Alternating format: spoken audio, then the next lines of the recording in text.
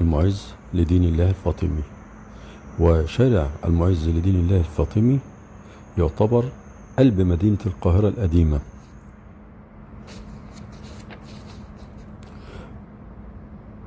ولكن قبل أن نتكلم عن شارع المعز، لو اتكلمنا عن القاهرة القديمة فأنت أمام متحف فني فريد من نوعه لن تجد له مثيل في العالم.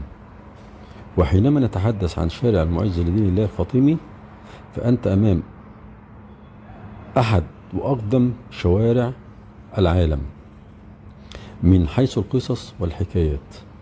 وجولتنا داخل أهم شوارع القاهرة والتي أبدع فيها القائد المعز لدين الله الفاطمي في تشييدها بتكوين تحفة معمارية تبوح بالكثير من الأسرار والحكايات للمصريين.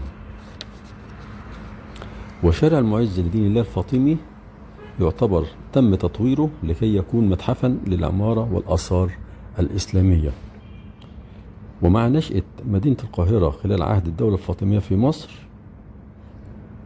قد نشأ هذا الشارع العريق، وكان هذا الشارع تم تخطيطه في المدينة ليتوسط المدينة ويكون شارع رئيسي يمتد من باب زويلة جنوبا وحتى باب الفتوح شمالا في موازاة شارع الخليج، وأطلق عليه الشارع الأعظم في هذا الوقت. وقد قسم هذا الشارع المدينة اللي هي القاهرة القديمة إلى قسمين شبه متساويين، وكان هذا الشارع هو المركز السياسي والروحي للمدينة. وقد أنشئت في هذا الشارع سلسلة من العديد من المحلات التجارية، وبه أيضا منطقة سكنية.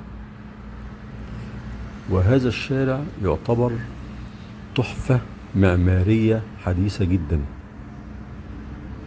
ونحن في جولتنا قد نرى هذه التحفة المعمارية في الآثار الموجودة والمتواجدة في هذا الشارع.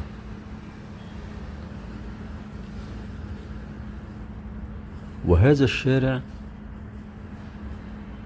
يأتي العديد من الزوار من جميع أنحاء العالم لكي يشاهدوا فن العمارة القديم والحديث. القديم والحديث في الجوامع وغيره. ونحن الآن نكمل جولتنا أيضا داخل مسجد الحاكم بأمر الله.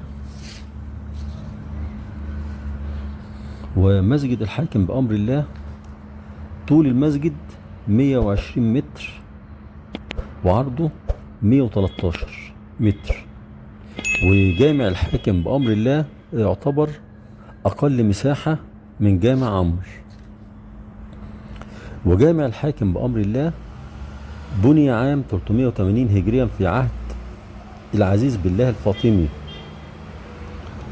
والذي بدأ في بناء المسجد آخر سنة 379 هجريا الموافق 989 ميلاديا خارج باب الفتوح. ولكن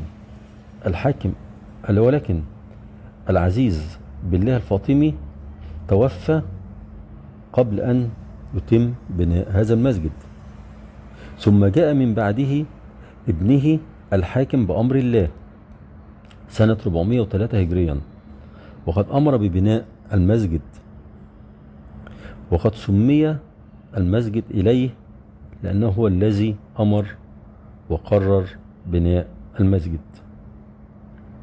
وأصدر الحاكم بأمر الله قرارا بتحويل المسجد إلى جامع يدرس فيه الفقه لكي يساعد جامع الأزهر الشريف، لأن في هذا الوقت كان جامع الأزهر الشريف كان لا يستوعب الدارسين والمصلين في ذلك الوقت. ومن أهم مميزات مسجد الحاكم بأمر الله الباب الرئيسي البارز بالواجهة الرئيسية، ويعد هذا الباب من أقدم مداخل البارزة بمصر، حيث أخذ الفاطميون فكرتهم من مسجد المهدية في تونس. وقد قام ببناء هذا الجامع الذي كان يقوم به في نفس الوقت دور جامع الأزهر في الوقت، من حيث كونه مركزا لتدريس المذهب الشيعي والتخطيط. والمسجد عبارة عن مساحة شبه مربعة يتوسطها صحن أوسط مكشوف سماوي يحيط به 4 ظلال وأوسطهم قبة. وجامع الحاكم بأمر الله يقع في نهاية شارع المعز لدين الله الفاطمي بحي الجمالية بجوار باب الفتوح. وكان هذا المسجد وقت تشييده كان خارج أسوار القاهرة القديمة التي شيدها جوهر الصقلي في ذلك الوقت. ثم بعد ذلك وبعد عدة سنوات لقينا ان المسجد ده دخل جوه حدود المدينة بعد ان اقام بدر الدين الجمالي سنة 480 هجريا 1087 بتوسعة المدينة وتشييد الاسوار، فبدأ ان الجامع دخل جوه هذا السور. وتم ترميم المسجد واحيائه بالتعاون مع طائفة البهرة الإسماعيلية. ولكن أحب أن أقول لحضراتكم نبذة سريعة كده بس بالنسبة للجامع الحاكم بأمر الله. في عهد 989 إن العزيز بالله الفاطمي اللي هو كان خامس الخلفاء الراشدين الفاطميين رأى أن جامع الأزهر الشريف لم يعد لديه القدرة على استيعاب المزيد، كما قلنا سابقا في الفيديو، لم يعد على استيعاب المزيد من المصلين والدارسين في ذلك الوقت. لذلك بدأ يفكر العزيز بالله في بناء مسجد جديد ويكون بديل أو يكون الجامع الثاني بعد الأزهر بالنسبة للدراسة وللمصلين. ولكن العزيز بالله لما توفى كما قلنا سابقا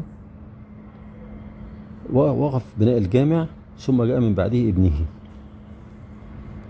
ويعتبر الجامع الحاكم بأمر الله رابع أقدم المساجد الجامعة الباقية بمصر. يعني يعتبر مسجد الجامع الحاكم بأمر الله ده يعتبر أكبر